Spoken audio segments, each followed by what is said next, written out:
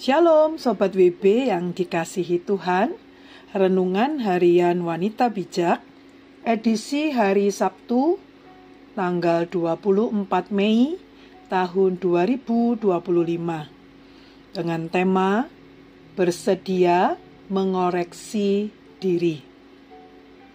Bacaan Alkitab hari ini diambil dari Roma, pasal 7, ayat yang ke-13 sampai 26. Sebelum bersama-sama membaca dan merenungkan firman Tuhan, mari kita datang kepada Tuhan melalui doa.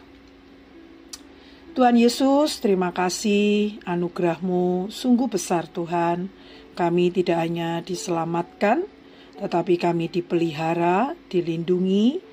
Bahkan kami tahu Tuhan, Engkau memberi kami tujuan yang besar di dalam hidup kami. Kami mau terus tinggal di dalam kebenaran-Mu. Biarlah Engkau yang membukakan mata hati, mata rohani kami. Dalam nama Tuhan Yesus, amin. Firman Tuhan dari Roma pasal 7 ayat 13 sampai 26. Roma 7 ayat 13 sampai 26. Demikian bunyi firman Tuhan. Perjuangan, hukum Taurat dan dosa. Saya akan membacakan dalam terjemahan baru. Jika demikian, adakah yang baik itu menjadi kematian bagiku? Sekali-kali tidak. Tetapi supaya nyata bahwa ia adalah dosa, maka dosa mempergunakan yang baik untuk mendatangkan kematian bagiku. Supaya oleh perintah itu, dosa lebih nyata lagi keadaannya sebagai dosa. Sebab kita tahu bahwa hukum Taurat adalah rohani, tetapi aku bersifat daging, terjual di bawah kuasa dosa. Sebab apa yang aku perbuat, aku tidak tahu. Karena bukan apa yang aku kehendaki yang aku perbuat, tetapi apa yang aku benci, itulah yang aku perbuat.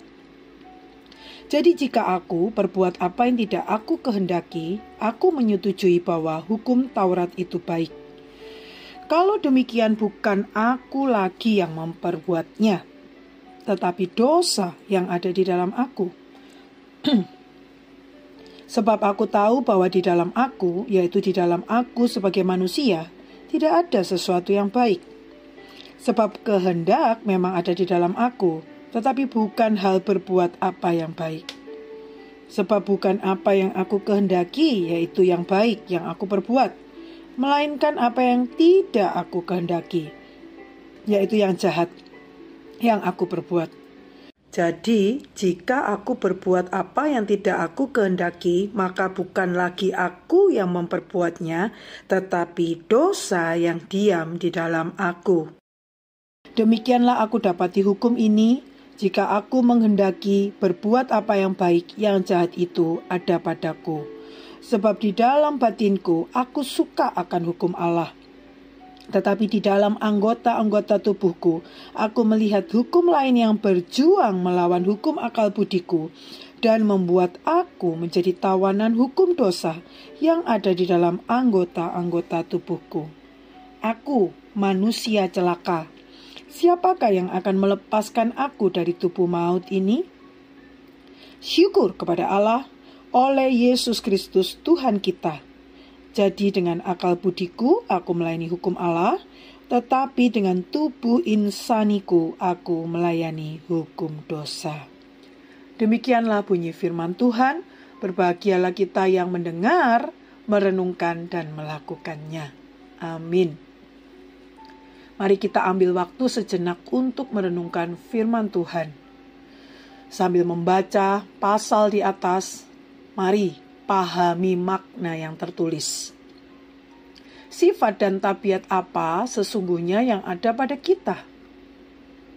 Di ayat 13 sampai 24. Dan apa yang dapat melepaskan kita dari natur dosa? Sobat WB, dalam pergumulan pribadinya, Paulus dengan jujur mengakui dirinya manusia yang cenderung berbuat dosa. Sosok Paulus berani mengakui dirinya bergumul antara akal budi dan anggota tubuhnya. Namun akhirnya ia menemukan jawaban bahwa Tuhan sanggup melepaskannya dari kelemahannya, bahwa kuasa Tuhan sajalah yang dapat memampukan untuk lepas dari natur dosa. Setiap manusia memiliki kelemahan, namun seberapa banyak kita mau mengakui kelemahan dan dosa, sebegitulah kita akan bertumbuh menjadi semakin dewasa. Semakin dewasa rohani dan karakter seseorang seperti Paulus, maka ia semakin berani untuk mengakui kelemahannya. Namun masih banyak orang percaya justru memiliki kebiasaan menutupi kelemahan dan dosa.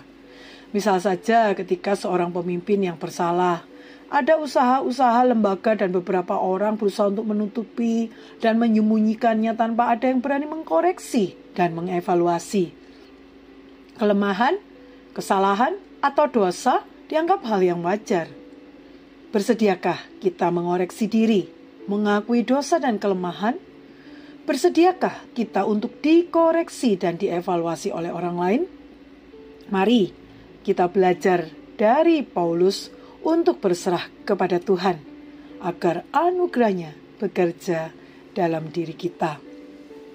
Sebelum membagikan kepada rekan dalam kelompok pemuritan berkat yang sudah kita terima dan komitmen kita, mari sekali lagi kita datang kepada Tuhan. Tuhan, kami tahu Tuhan, kami begitu lemah akan dosa dan banyak kekurangan kami Tuhan. Terima kasih untuk anugerah-Mu yang ajaib, yang sungguh-sungguh mengampuni kami, menutupi kami Tuhan. Terima kasih. Mampukan kami terus Tuhan untuk melakukan kebenaran-Mu, untuk berani terbuka, bahkan terus berani mengkoreksi diri.